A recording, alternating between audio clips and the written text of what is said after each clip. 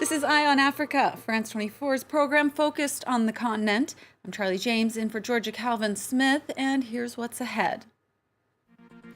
Energy giant Shell ordered to compensate Nigerian farmers for damages caused by oil leaks. The court decision seen as a victory for the villages and environmentalists.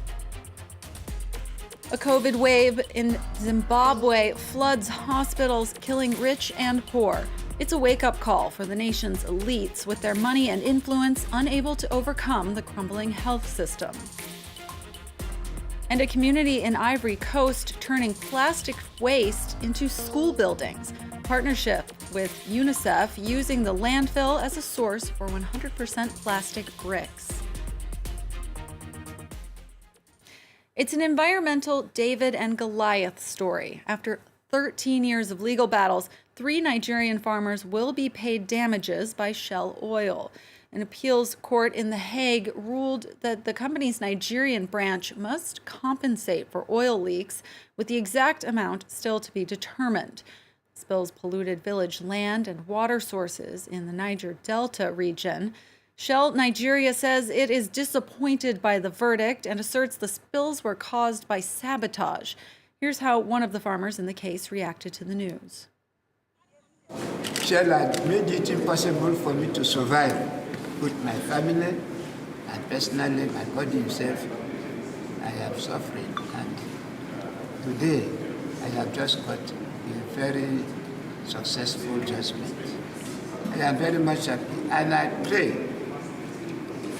pray that this judgment should not go further than Shell to admit and then come and pay me the compensation. The environmental group Friends of the Earth backed the farmers' case. And earlier on the program, Chima Williams from the Nigerian arm joined us. I asked him how this victory could change the rules of engagement between farmers and oil companies in Nigeria. These judgments have clearly shown that Shell and other oil multinationals can no longer hide under whatever guise to deny the people of their responsibility to them.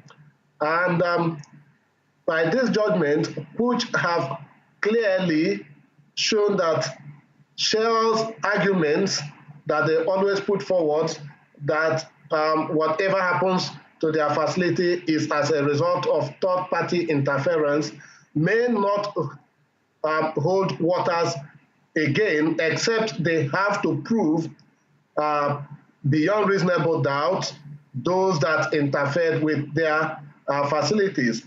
So the import of this judgment on Shell, the communities, even the government, is that, one, by holding Shell responsible and accountable, it will make them to behave in a more acceptable way in dealing and relating with the environment of their host communities. And for the citizens of the host communities who hitherto are victims of this pollution, it gives them hope that rather than seeking for self-help, they can, through legal means, hold the big and the giant multinational Shell accountable. And this hope is something that is needed very urgently to keep the people of the villages in the Niger Delta, where operations of these multinationals destroys most, to have the belief and faith that one day judgment will come against those that destroy their environment. And this will have huge impact on the communities, the people, the corporations, and of course the government, because it will mean that if the environment will be protected, citizens' livelihood will be defended, and the corporate entities will behave in a more responsible and responsive manner and will destroy less. Zimbabwe is experiencing a huge surge in coronavirus cases, with nearly 2/3 of the nation's total COVID deaths recorded in January alone. And in this crisis, Zimbabwe's rich and powerful can't escape overseas for treatment like they normally would. Among those who have died recently are 2 cabinet ministers and a retired general. It's been a rude awakening to the reality of the country's healthcare system, which has been crumbling for years. Laurent Berstecker with the story. A highly sanitized burial ceremony for 3 top Zimbabwean officials. Coffins were wheeled out by pallbearers in full protective gear and sprayed with disinfectant before being laid to rest, a sign that the latest string of high-profile COVID-related deaths may have acted as a wake-up call for Zimbabwe's government. COVID-19 has taught us an important lesson, that we are all mortals. It does not discriminate between the powerful and the weak. For decades, Zimbabwe's ruling class has been traveling abroad to seek medical treatment.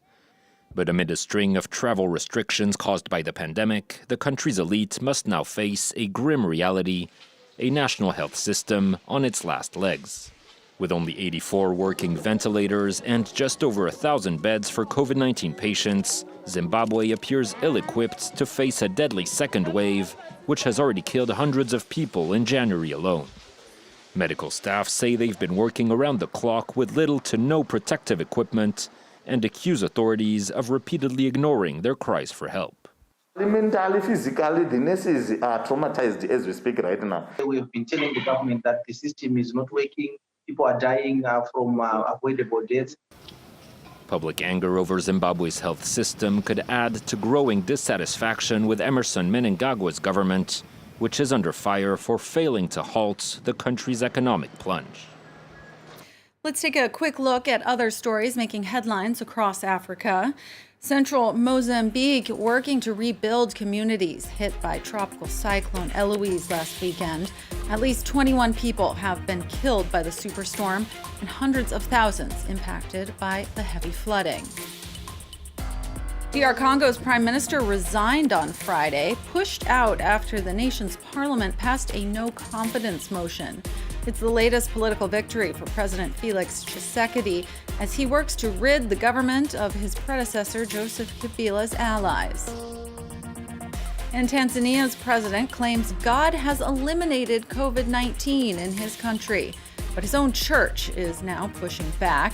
In a widely shared statement, the local Catholic Authority pointed out the nation is not an island and warned of a new wave of infections. The East African nation stopped updating its COVID case count back in April. Abidjan, the economic capital of Ivory Coast, produces close to 300 tons of plastic waste every day, and only about 5% of it gets recycled.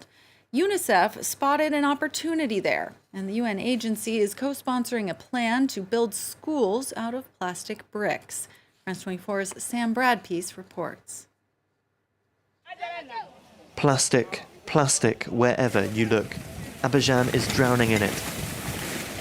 In this landfill site, small hands sift through the waste, searching for plastic. This is how they get by. But in recent months, their livelihoods have improved. We have joined a company, and honestly, it is very good.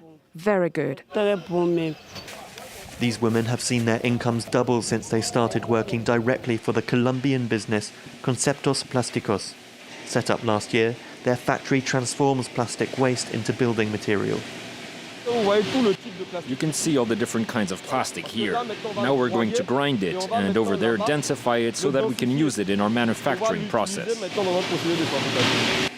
The finished product, towering columns of plastic bricks, more resistant and less heavy than traditional concrete ones. The bricks are sold to UNICEF, who use them to build classrooms. There is a shortage of classrooms in Côte d'Ivoire, and actually quite a number of the reasons why children don't go to school is lack of classrooms or them being overcrowded. In this Abidjan neighborhood next to the old school building, a new classroom is ready. The main perk, according to this teacher, is that plastic is a better insulator. As soon as we go into the classroom, it's less hot compared to ordinary buildings. There is cool air. We feel comfortable when we teach. UNICEF has already built 61 classrooms out of recycled plastic across the country, with new ones popping up every month. That's all for this edition of Eye on Africa, but stay with us here on France 24 because there's more news coming up next.